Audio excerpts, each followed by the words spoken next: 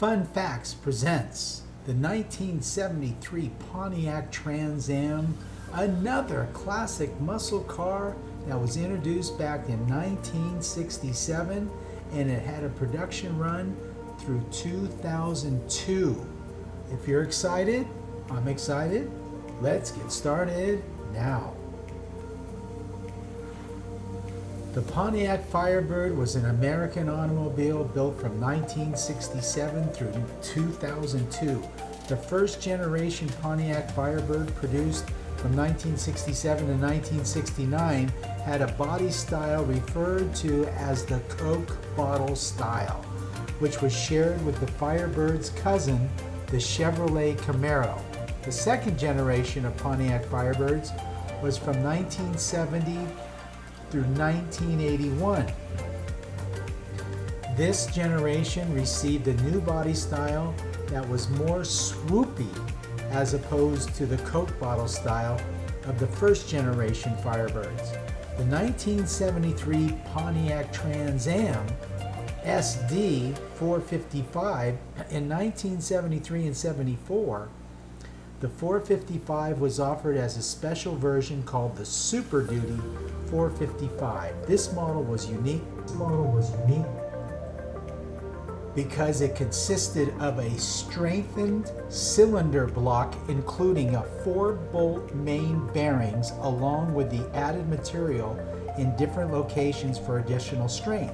The forged crankshaft was in the original plans of the 1973 model. However, the actual production, the SD 455S, were given nodular iron crankshafts along with some minor enhancements. The 480737 code cam was fitted into pre-production test cars as it was specified for the SD 455. However, this is not the actual production cars that were fitted for. They were fitted with the 493323 cam and the 151 rocker ratios, along with a different cam. The pre-production cars had functional hood scoop, while the actual production cars did not. Skip McCulley, former special project engineer for Pontiac, stated that no production SD 455s released to the public were fitted with the 480737 cam. McCulley explained that he would have liked to seen the compression, camshaft jetting, and the vacuum advance, along with a compression ratio of 10-25-1, a camshaft, and with a 041 valve timing, slightly richer carburetor jetting, and as much vacuum advance the engine could tolerate. Too bad that seemed to be impossible due to the emission regulations during that era. I'm telling you, if you guys understand any of that, it's way over my head.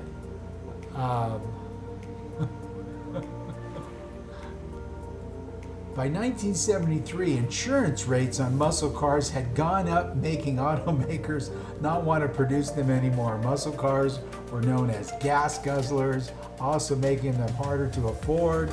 All that aside, Pontiac still decided to create the Trans Am for 1973. Against all odds, this muscle car turned out to be extremely popular. The SD Super Duty engine gave Pontiac the ability to create some workarounds, making this more desirable car for its time. It became known as the fastest Pontiac ever. The Super Duty 455 engine was based on the existing 455 V8, so it wasn't considered a new engine design. With that being said, the Super Duty only had to pass the emissions test after a 4,000-mile break in period and did not have to go the full 50,000 miles. Pontiac also did not have to invest in the lab testing programs for the Super Duty, which was expensive. The reason for this was the EPA already had the standard 455 info on file, allowing it to make it through without testing. Thank God for that loophole, huh? Okay, so the collector status. A 1973 Pontiac Trans Am is rare to find as it was a low production year for this car. Only about 4,800 total models were made. 252 of them were the Super Duty models, as mentioned earlier. By 1973, the muscle cars weren't being made by other manufacturers for several different reasons. With all of these factors in mind, this car is truly something special. And if you've made it this far into the video, I certainly wish to thank you personally.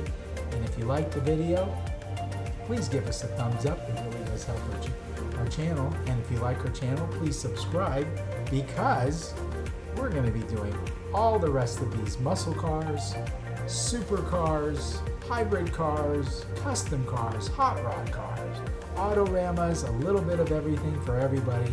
Thank you for taking the time out of your day.